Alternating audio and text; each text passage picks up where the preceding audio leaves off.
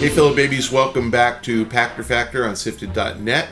A special thanks to our Patreon patrons and to our YouTube subscribers. You're keeping Shane afloat. He's able to get out here and tape these things, and it's important that you remember to subscribe if you can afford so. If you can't afford to, or even if you are a subscriber, please, at a minimum, link your Twitch Prime account to your Amazon Prime account. That's real money to Shane. It costs nothing to you.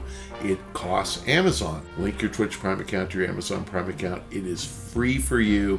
Shane gets $2.50. It's part of your Prime subscription. Don't let that go to waste. Take advantage. It takes literally 3 clicks and you're done. Let's get to today's question from YouTube. From Lazy Tusk. What do you think of the GTA 6 marketing strategy so far? What strategy? Rockstar Games has now been quiet for over a year. Do you think the marketing team is unsure if it will actually release in 2025? At what point this year do you start to get nervous about its release if we haven't heard anything new about the game? To be fair, if we get to September 1st and we haven't heard about it, I'll get nervous. The game's coming out October 31st, period. Mark your calendar. In ink. October 31st. It's coming out that day. The question really is, what has happened with marketing for games since September of 2013, which is the last time GTA came out? I don't actually remember the cadence of releases of content and leaks on Red Dead Redemption, which came out in 2018. It wasn't steady for a year ahead of that game. It was months. I mean, it was probably 4, 5, 6 months. So if I kind of work October 31st as the launch date, we're right about March 31st. We're right about 6 months before the game comes out. So I would expect you're going to start to see stuff now, but in fairness, I said that a year and 3 months ago, and I said it a year and 2 months ago, and so on. I thought they would do something during GDC just to kind of steal all the thunder from GDC. I think they will do something during the Game Awards just to steal all the thunder, not Game Awards, the Summer Games Fest, just to steal all the thunder. I think they'll do something during Tokyo Game Show to steal all the thunder. By the time we get to Tokyo Game Show, I think that, billboards will be everywhere. I think they'll be talking about it a lot. But the question is, what's a conventional ad campaign, which is teasers on TV and magazine covers, and how many of us read physical magazines anymore? It just came back this week, but Game Informer's no more, right? We don't get magazines anymore, and when the new one comes out, it's not going to be print. It's going to be a digital magazine. So how do you advertise on that? And the answer is you do it with social media. You start kind of leaking out snippets in social media. You get influencers to talk about it. You get them into a beta. And I gotta say, I think the Rockstar guys who have the most successful game of all time know more about this shit than we do. So I mean, I cannot fault them for being quiet for a year, because it gets you to ask me this question. It gets us talking about it. And that's really what they want. The way they're thinking about Grand Theft Auto this time is different, because when it launched in 2013, the installed base of PlayStation and Xbox was probably 150 million or 170 million units. I mean, remember those things came out way back when in 2006 or 5 and 6.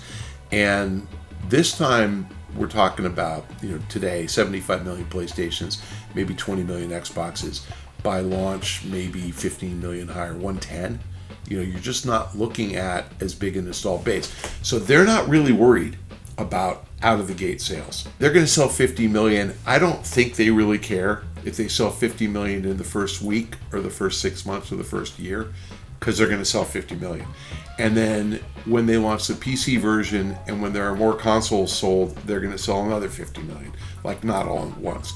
So I think they're thinking about this as 100 million over 2 or 3 or 4 years, and they don't care. So what's the rush? Do they really need to market a year in advance and 6 months in advance and 3 months in advance if they got a year horizon after launch to sell 50 million? No. So I think they're thinking about it differently, because the install base isn't that big, and there's no rush. Second thing is, and I've said this on a prior episode, I think they're charging $100. So, and by the way, I might be wrong. It might be 120. I mean, I don't know, but I think they're charging $100. So again, at $100, there's no point in trying to get people to part with $100 the first week. I don't think it's a special premium edition. I think first year units are $100. You want to play it? It's $100. You want to wait and get it for $70 next year? Great. Wait. That's fine. Pre-orders don't do anything for you other than bragging rights. I mean, you get a pre-order on a game and worry about it if you know the game is a piece of crap. So, if you're going to release Skull and Bones, pre-orders matter because it's going to stop selling as soon as review scores come out. And so I get it. I get, like any normal developer who is unsure, unconfident that his game is going to be great, I get it. They want pre-orders. GTA, the only question is it going to get an aggregate score of 96 or 97? So it's sort of like saying, do you get pre-orders of Dom Perignon champagne or whatever's the best of the best of the best? No, because it's always great. So I mean, obviously, if they don't announce it before launch date, it isn't coming. I get that. But that's why I said I would get worried around September 1st. Do I think that the marketing team is unsure if it'll actually release? I do not think that's that at all. I think the marketing team knows exactly when it's going to release, and they're being told to hold back. The marketing strategy is blitz that last 2 or 3 months. They want to have the best game ever, which with Elden Ring and with the Zelda game, it's going to be hard. But maybe, they might. And they would love to be the fastest to $1 billion, the fastest to $2 billion, fastest to $3 billion. But if you think about like whatever, I don't remember now which Call of Duty was the best-selling game of all time that sold 20 million, 15 million units in the first 3 days. That was a $70 game. Guess what? You sell 10 million at $100 and you beat it. So the Rockstar guys, if I'm right, they charge $100. I'm predicting this right now. It will be the highest selling dollar game of all time in its first week. It will crack every record ever. They know this. So pre-orders or not, if they really thought the game was going to get a 75, yes, they'd be desperate and they'd be pumping it. They are, I want to use the right word here, confident. It isn't arrogance. It's earned confidence. They are confident they are making the best game of all time. They've done it again and again and again. They're going to do it one more time. And so, no, they're not worried about marketing or pre-orders or anything.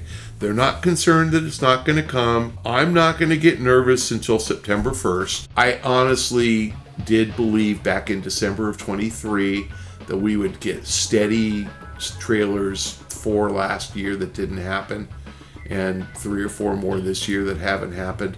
So they're just going to bunch them up. I think the next trailer is going to be a different place from Vice City.